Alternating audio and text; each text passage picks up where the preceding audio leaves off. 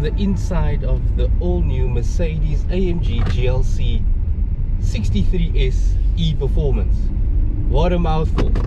Basically all that means is that this is of Alterbach's latest creation and their first ever high-performance hybrid SUV.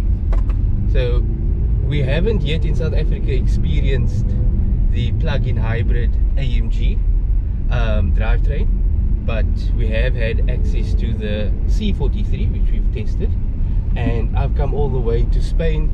We're currently in Catalonia on some gorgeously serpentine roads. Obviously I'm driving a left-hand drive vehicle on the right-hand side of the road, and yeah, what a beautiful place to launch a vehicle. We have a 4-cylinder turbocharged motor, an uprated version of the one from the Mercedes A45S. In that application it's 310 kilowatts. The one we have in this GLC is 315 kilowatts, officially the world's most powerful 4-cylinder.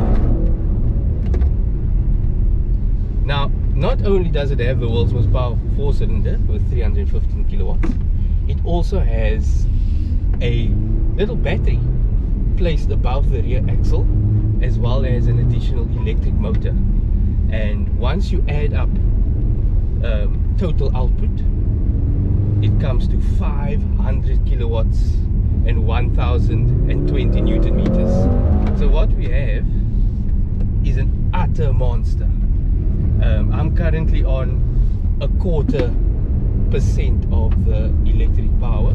Obviously, as you drive along, there is regeneration and recuperation between the engine and the brakes that help top up the battery as you go along.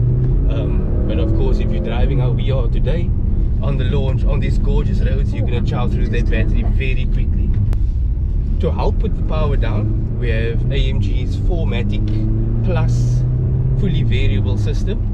I'm on the public road now, so I can't demonstrate to you what that system is all about, but you can have it send power to the rear wheels in a fashion where the rear power will overwhelm the tires, which are Michelin Pilot Sport 4s, specifically named SUV. So those tires are made to deal with this car's weight, which is 2,300 odd kilograms, which is by no means a lightweight, but with 500 kilowatts underfoot, it's difficult to really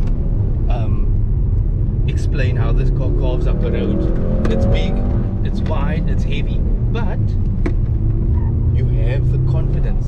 So adding on to that 4MATIC Plus all-wheel drive system, you have rear wheel steering. What it does essentially at speeds below 100, it will steer the rears in the opposite direction to the fronts, and it will assist in the sensation of turning, so agility. This car turns in far more aggressively than what you'd expect, and it really is because the nose is helped to rotate with those rear wheels turning in the opposite direction. At the same time, Hilux driver. At the same time, over speeds of 100 kilometers an hour, the wheels will steer in the same direction as the fronts to assist in stability, so high speed stability. So I've just got a little bit of traffic here, and I think I'll take this opportunity to demonstrate the fact that this car is an EV. Only problem is it looks like I am under a quarter in terms of battery power. These roads are very narrow, but I think I'm managing just to fit in between the lines. Okay, electric drive program currently unavailable, charge high voltage battery. So I'm guessing once you're beyond a quarter or 25% of charge, you can coast on EV power only, which really is fantastic in urban environments, and it gives the AMG brand a extra level, extra facet, which I think is quite important. We need to be moving with the times, and I would love to have had the 6.2 litre naturally aspirated V8 live on. I would have loved to have had this vehicle with a twin turbocharged 4 litre V8 as it does in the GT 4-door. We do also have the straight 6, which we've come to know in the CLS53, E53. Lovely motor, smooth, also hybridized with a 48 volt system. But Mercedes has chosen to go this route. So yeah, I've been in comfort mode. I'm going to put it into sport, put it into sport plus, put it into race, and let's have a bit of a go.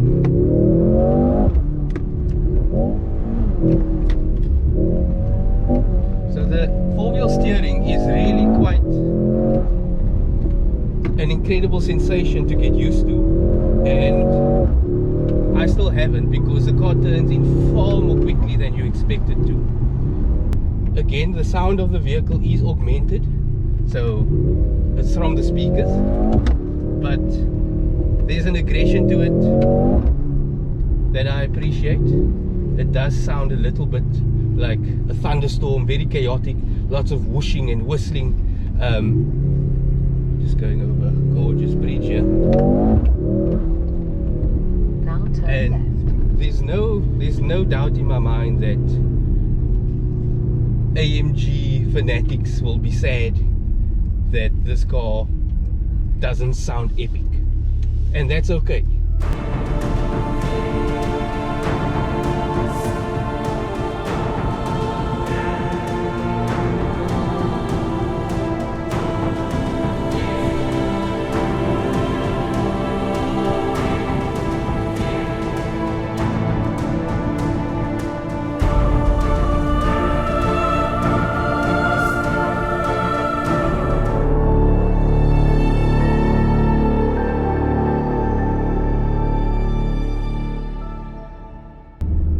The adaptive dampers really does work exceptionally well.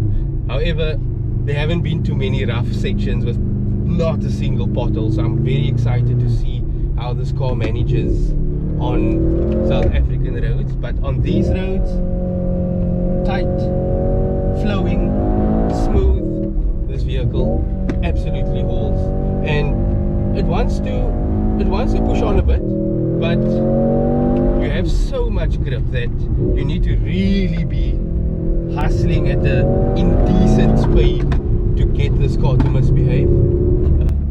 So where do I stand with AMG's latest creation? I must say I'm in two minds. I absolutely respect what the engineers have done here. This car is as fast as anything out there. From A to B on a tight, twisting road like this, you would need a car that costs double the price to keep up. The fact that it's an SUV is just a bonus. Even though I deeply respect this car, I can't say I love it. I don't feel much.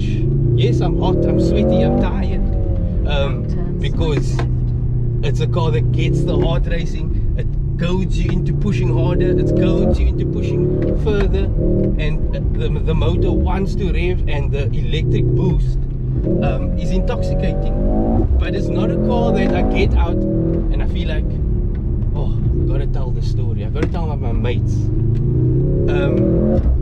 It's like a computer game. It is, you point the steering wheel, you plant your foot, and between the 4MATIC Plus system, the active anti-roll, the rear wheel steering, the adaptive dampers, it's like the car is driving for you, and that's perfectly fine for a family SUV. You want to have a car that you know you can trust, that is secure, that's safe at speeds that are less than appropriate. And I respect that, but I wish we lived in a time where I could say with a smile on my face that it has boatloads of character, which unfortunately this car is missing. But don't get me wrong, you find a stretch like this and it's just eye-widening. It's just shocking as to how this car pulls, and you can pop it back into comfort mode and it settles down. The augmented sound through the speakers turns off, the steering lightens up, the seat belt relaxes. What a pleasure. I feel as though it's a mixed bag, really. I deeply appreciate what this car stands for. I'm excited about the C63 SE performance. Having a lower center of gravity, obviously you don't have the added practicality of the SUV body style, but I feel as though this is a compromise that doesn't really benefit the owner, doesn't benefit the environment, unless you're driving this like it's not an AMG. And I don't know if that's okay, if an AMG buyer will drive a car sedately in comfort mode all the time. So with that, let me enjoy the rest of this road and stay tuned for more.